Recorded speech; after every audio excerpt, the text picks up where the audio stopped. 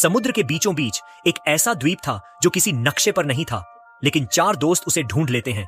यह आदमी कचाक की आवाज के साथ एक जोरदार कदम रखता है और हैरानी की बात यह कि उसने बड़े पत्थर में एक गड्ढा बना दिया। जब उसने अपना पैर उठाकर देखा तो वह चिपचिपे ओलिगिव से भरा हुआ था। इस समय जॉनसन को आखिरकार एहसास हुआ, पैरों के नीचे शायद पत्थर नहीं बल्कि एक विशाल डायनासोर का अंडा था। वह तुरंत सबको चेतावनी देने लगा कि किसी भी हालत में इसे मत छेड़ना, क्योंकि जहां अंडे होते हैं वहीं उसके देने वाला भी होता है। पीछे मुड़कर देखा तो सच में एक विशाल डायनासोर वहीं पास में झपकी ले रहा था। सब लोग जल्दी से डायनासोर के अंडों के ढेर से दूर भागने लगे, लेकिन मोटू, जो बहुत मोटा था, अचानक फिसलकर सीधे अंडे में गिर पड़ा। वह चिपचिपा अंडा उसके सिर के ऊपर तक फैल गया। ऊपर देखा तो सामने का दृश्य देखकर वह लगभग बेहोश हो गया। एक छोटा डायनासोर अंडे से निकल आया था।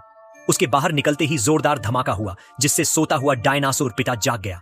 वह विशाल डायनासोर उठ खड़ा हुआ, ऊंचाई सैकड़ों मीटर तक पहुंच गई।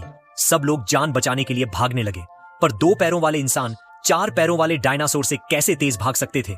डायनासोर ने जल्द ही शॉन को पकड़ लिया, एक लात मारी और उसे हवा में उड़ा दिया।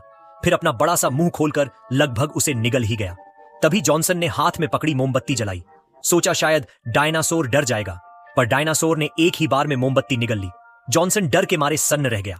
अब उसके पास बस मुक्के का सहारा था। उसने रेत के बोरे जैसे भारी मुक्के से हमला किया, पर उसका 1000 किलो का मुक्का डायनासोर के लिए बस हल्की खुजली जैसा था। डायनासोर को यह अपमान लगा और वह गुस्से में दहाड़ने लगा। तभी अचानक 600 किलो की एक बड़ी टहनी उसके सिर पर आ गिरी। फिर कई और टहनियां बरसने लगीं। डायनासोर दिशाहीन होकर जमीन पर गिर पड़ा। सबने ऊपर देखा। दूर एक आदमी खड़ा था। वह कौन था? असल में वह शॉन का दादा था, जिसने उन्हें इस रहस्यमयी द्वीप तक पहुंचाया था। सीन ने सबका परिचय दादा से कराया। फिर दादा उन्हें अपने छोटे रास्ते से ले गया और बताया कि बाहरी दुनिया से संपर्क करने के लिए कम से कम 500 साल लगेंगे, तो बेहतर है कि पहले इस जगह की सुंदरता देख लो। अगली सुबह दादा उन्हें एक रहस्यमयी जगह पर ले गया। यह थी खोई हुई नगरी, जो हर 100 साल में एक बार समुद्र से ऊपर आती थी। लेकिन जॉनसन ने देखा कि जमीन से पानी रिस रहा है, मतलब यह जगह 3 दिन में फिर समुद्र में डूब जाएगी।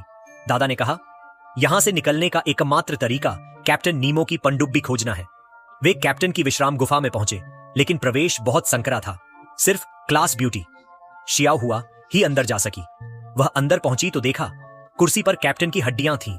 उसने उनके हाथ से डायरी उठाई, तभी 3 मीटर लंबी एक विशाल मकड़ी सेंटीपीड निकल आई। उसने एक थप्पड़ मारा और उसे नीचे गिरा दिया, लेकिन गुफा ढहने लगी। आखिरी सेकंड में वह बाहर निकल आई और सीन को कसकर गले लगा लिया। डायरी में लिखा था, पनडुब्बी समुद्र किनारे की चट्टान के पास है। वे तुरंत निकल पड़े। रास्ते में अचानक ज्वालामुखी फट पड़ा, आसमान से राख बरसने लगी।